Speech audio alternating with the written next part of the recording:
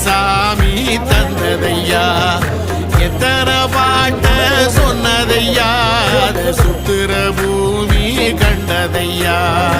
அடிச்சு வீசும் காத்துலையும் அந்த தகப்பனாச